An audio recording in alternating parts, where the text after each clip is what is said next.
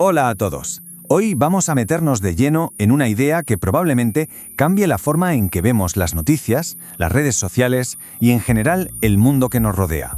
Se llama mediatización. Y vamos a descubrir que los medios no son solo una ventana a la realidad, sino que en muchos sentidos son los arquitectos que la construyen. Para arrancar, vamos directos al grano con la pregunta del millón, la que lo cambia todo. ¿Los medios se limitan a reflejar la realidad o van un paso más allá y de hecho la crean? Esa es la gran cuestión que nos va a guiar en este análisis. Y para responderla tenemos una hoja de ruta muy clara. Primero, veremos cómo es este mundo mediatizado en el que vivimos. Después, definiremos qué es exactamente la mediatización. Luego, daremos un giro importante hacia un concepto clave, la tecnicidad. Lo pondremos a prueba con un caso práctico muy potente y al final sacaremos algunas conclusiones sobre el poder de los medios hoy en día. Venga, pues empecemos por el principio, nuestro entorno. Vivimos en una época en la que la lógica de los medios, su ritmo frenético, sus formatos, sus reglas no escritas, se ha colado en casi todos los rincones de nuestra vida, desde la política hasta la forma en que nos relacionamos. Y aquí está el meollo de la cuestión. Ya no hablamos de que los medios simplemente transmitan información. Ahora lo que hacen es imponer su propia lógica. Como decía la investigadora María Cristina Mata, se han convertido en una nueva racionalidad productora de sentido. Es como si fueran el sistema operativo que organiza la vida social y que crea lo que ella llamaba el real informativo. Entonces, ¿qué nombre le ponemos a este fenómeno? Bueno, pues en el mundo académico se le llama mediatización. Vamos a definirlo bien para entender de verdad su alcance. Ojo, que esto es súper importante entenderlo bien. La mediatización no es simplemente que usemos más el móvil o veamos más la tele. Es un proceso mucho más profundo. Significa que las grandes instituciones, la política, la educación, la cultura, empiezan a pensar y a actuar según las reglas del juego de los medios. ¿Por qué? Pues para poder existir y ser relevantes en el mundo de hoy. Y claro, como en todo, aquí no hay una única opinión. Por un lado, tenemos a Eliseo Verón, que lo ve como una adaptación social muy compleja, casi como una simbiosis. Pero, por otro lado, Muniz Sodré va más al grano. Para él, el motor de todo esto es una pura lógica del mercado, que lo que hace es convertir la comunicación en un producto más. Y aquí es donde nuestro análisis da un giro fundamental.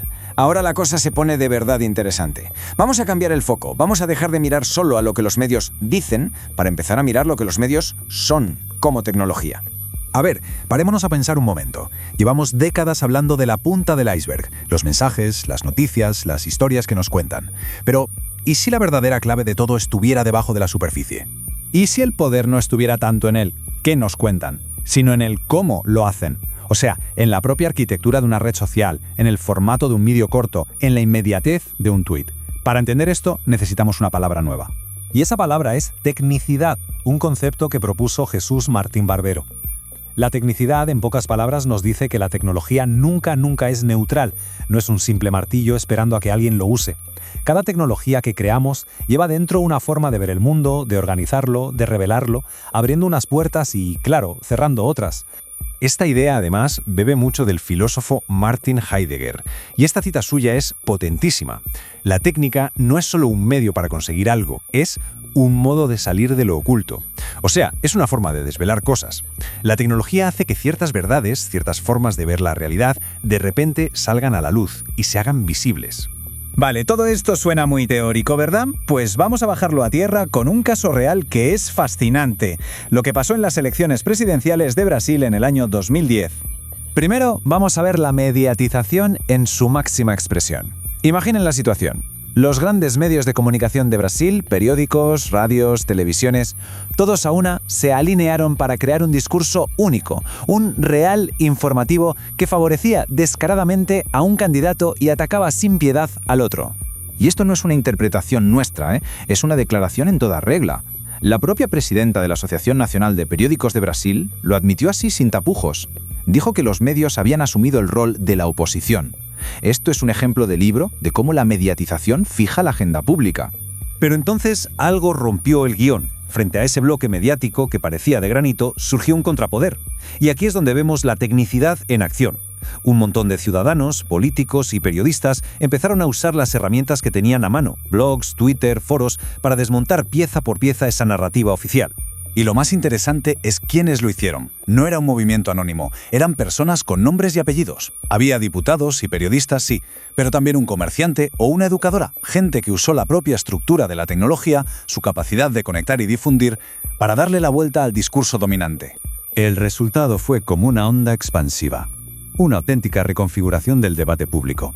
La conversación que estaba ocurriendo en los blogs y en las redes empezó a abrir grietas en ese consenso de los grandes medios, y poco a poco fue influyendo en la opinión pública. Y tuvo, como vamos a ver, un impacto real y medible en las urnas. Y si alguien piensa que esto es solo ruido de redes sociales, que se fije en este dato porque es demoledor. En solo 30 días, el candidato apoyado por los grandes medios, José Serra, se desplomó 7 puntos en las encuestas, mientras su rival, Dilma Rousseff, subía 5.